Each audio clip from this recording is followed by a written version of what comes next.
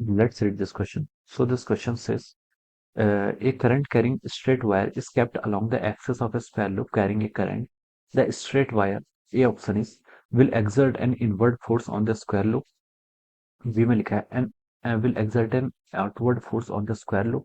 सी option में लिखा है will not exert a force on the square loop. D option में लिखा है will exert a force on the square loop parallel to itself.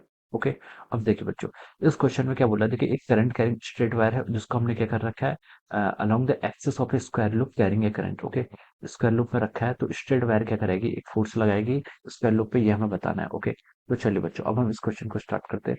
तो देखिए बच्चों, इस क्वेश्चन का की कॉन्सेप्ट आप क्या लिख लीजिए। The key concept of this question is होगा ना, मैग्नेटिक फोर्स लिख लीजिए। क्या लिख लीजिए? Magnetic force. मैग्नेटिक फोर्स किसके कारण आ रहा है? अगर आप किसी करंट कैरिंग लूप को किसी मैग्नेटिक फील्ड में रखते हैं, ओके, तो उस पर क्या लगता है कि किसी एक्सटर्नल मैग्नेटिक फील्ड में रखते हैं तो उस पर एक आपका क्या लगता है, मैग्नेटिक फोर्स लगता है। और जो मैग्नेटिक फोर्स होता है उसको हम ऐसे लिखते हैं F vector is equal to our I times L vector cross P vector. Okay, ये आपका कहलाता है, this is our magnetic force. ये क्या कहलाता है? आपका मैग्नेटिक फोर्स कहलाता है। ओके, अब देखिए बच्चों, क्वेश्चन में देखिए हमें क्या गिवन है, क्वेश्चन में हमें क्या फाइंड आउट करना है। एक current carrying straight wire is kept along the axis of A square loop carrying a current. Okay, ये आपके मान लीजिए कोई स्क्वायर लूप है। Okay, this is our square loop. ये आपके एक स्क्वायर लूप है। Okay, ABCD is an square loop और इसके एक्सिस पर क्या रखा आपने, एक करंट कैरिंग वायर रखा है। Okay, current carrying square loop पर हमने करंट कैरिंग वायर रखा है। Okay, current carrying straight wire रखा है। ओके, तो देखिए बच्चों, करंट कैरिंग वायर मान लीजिए अपने एक्सिस पे यहाँ पर ऐसे रखी है। ओके, ये आपकी करंट कैरिंग वायर है। ओके, ये मान लीजिए आपका जो प्लेन है ये आपका XY प्लेन है। ओके, जो आपकी स्क्वायर लूप है वो आपने XY प्लेन पर रखा है और ये आपका जेड एक्सिस है। ओके, तो जो आपके यहाँ पर वायर है, वायर किस डायरेक्शन में रखी है, वायर अपने किस प्लेन में रखी है, आपकी जेड एक्सिस के प्लेन पर रखी है। ओके, अब इस जो वायर है इसमें क्या लिखा है, आपका करंट फ्लो कर रहा है, इसमें क्या कर रहा है, आपका करंट फ्लो कर रहा है। ओके, तो इस पे जो आपकी सॉरी जो आपका ये है क्या है, जो आपका स्क्वायर लूप है इस पर लिखा है, इसमें देखिए current carrying straight wire capital long axis of square loop carrying a current. Okay, square loop पर आपका क्या कर रहा है, आपका कोई करंट फ्लो कर रहा है। ओके, इस पर आपका कोई करंट फ्लो कर रहा है। ओके, अब देखिए बच्चों, अब क्वेश्चन में क्या बोला उसने, अब हमें बताना है कि जो इस स्ट्रेट वायर के कारण आपका स्ट्रेट वायर के कारण आपका इस स्क्वायर लूप पर क्या कोई मैग्नेटिक फोर्स आएगा, ये हमें कैलकुलेट करके बताना। ओके, अब देखिए बच्चों, अगर हम क्या करें इसमें, हम एज्यूम कर लेते हैं, देखिए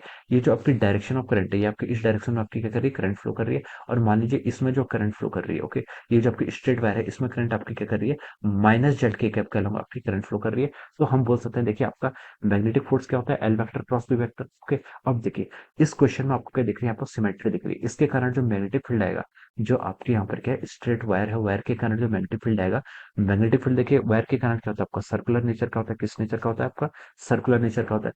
तो इसके कारण जो आपका मैग्नेटिक फील्ड आएगा वो इस डायरेक्शन में आएगा। ओके, ये आपके देखिए करंट अगर इसमें माइनस के अलॉन्ग मूव कर रही है तो हम बोल सकते हैं कि this will be the direction. ये क्या जाएगा आपका, ये आपका क्या है, this will be the direction of our magnetic field. ये आपका मैग्नेटिक फील्ड की डायरेक्शन हो जाएगी। ओके, अब देखिए जो आपका बाहर का क्या है, स्क्वायर लूप है, स्क्वायर लूप में आपकी करंट इस डायरेक्शन में फ्लो कर रही है और मैग्नेटिक फील्ड, जो मैग्नेटिक फील्ड देखिए इस पॉइंट पर अगर मैग्नेटिक फील्ड निकाला है तो ये क्या, बस सर्किल पे तो टेंजेंट ड्रॉ करते हैं। सर्किल पर अगर आपको मैग्नेटिक फील्ड की डायरेक्शन फाइंड आउट करनी है तो टेंजेंट, तो हम बोलेंगे देखिए यहाँ पर आपका आई वेक्टर जो आपका क्या है, जो आपका मैग्नेटिक फील्ड वेक्टर आ रहा है due to this straight wire at this point. Okay, ये और आई वेक्टर जो इस स्क्वायर लूप में ऑलरेडी फ्लो कर रही है, इन दोनों के बीच में कितना एंगल आ रहा है, आपका 0 डिग्री का एंगल आ रहा है, यानी कि दीज आर पैरेलल। सिमिलरली इस पॉइंट पर भी पैरेलल होंगे, इस पॉइंट पर भी पैरेलल, इस पॉइंट भी पैरेलल। ओके, तो हम बोल सकते हैं कि ये क्या आ रहे हैं, एक दूसरे के पैरेलल आ रहे हैं। तो पैरेलल आएंगे तो हम बोल सकते हैं जो आपका यहाँ पर आई वेक्टर और बी वेक्टर, यानी कि जो आपका लेंथ वेक्टर है और मैग्नेटिक फील्ड जो आपका आ रहा है, इनके बीच का एंगल कितना आ रहा है, from here we can say that theta की वैल्यू कितनी आ रही है, आपकी 0 के इक्वल आ रही है। अगर आपकी करंट में एज्यूम करता प्लस जेड के अलावा मूव कर रही है तो ये थीटा कितना हो जाता है, आपका पाई के इक्वल हो जाता है। तो हम बोल सकते हैं कि जो आपका थीटा एंगल आ रहा है इसकी कौन कौन सी वैल्यूज आ रही है, theta is equal to either 0 आ रहा है या फिर क्या आ रहा है, आपका पाई आ रहा है। ओके, तो हम बोल सकते हैं आपका, अगर आपका क्या आ रहा है, थीटा अगर आपका 0 आ रहा है या फिर पाई आ रहा है, तो ये क्या है, आई जो आपकी लेंथ वेक्टर है, इट इज पैरेलल और anti parallel to the magnetic field. तो हम बोल सकते हैं कि इनके बीच का एंगल 0 और पाई होगा। तो अगर हम इस एक्सप्रेशन को क्या करें, एक्सटेंड कर दें। ओके, अगर हम सिर्फ यहाँ पर क्या करें, मॉड की बात करें तो ये किसके इक्वल हो जाएगा, आपका I L B sine theta के इक्वल हो जाएगा। और अगर हम थीटा की वैल्यू यहाँ से 0 या पाई पुट करें तो ये पूरी टर्म किसके इक्वल हो जाएगी, the mod of the force, force का जो मॉड हो जाएगा मैग्नेटिक फोर्स का, ये आपका किसके इक्वल हो जाएगा, 0 के इक्वल हो जाएगा।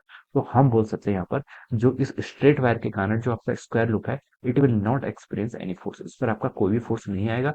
यहाँ पर क्या हो रहा है, आपका जो आपका लेंथ वेक्टर है, यानी कि जो आपका लेंथ वेक्टर या फिर करंट और लेंथ वेक्टर स्क्वायर लूप का दोनों की डायरेक्शन सेम ही होती है। ओके, वो क्या है, पैरेलल है या फिर एंटी पैरेलल है to the direction of our magnetic field, जिसके कारण उनके बीच का एंगल 0 पाई होगा और नेट फोर्स किसके इक्वल आएगा आपके 0 के इक्वल आएगा, यानी कि it will not exert any force on the square loop. जो आपका क्या है करंट कैरिंग वायर है वो क्या करेगी, it will not exert a force on the square loop. Okay, तो हम बोल सकते हैं, देखिए आपका फोर्स का मैग्नीट्यूड कितना आ गया, आपका 0 के इक्वल आ गया। ओके, अब देखिए ऑप्शन से स्टार्ट करते हैं। ऑप्शन ए में लिखा है will exert an inward force, ये रॉन्ग हो जाएगा।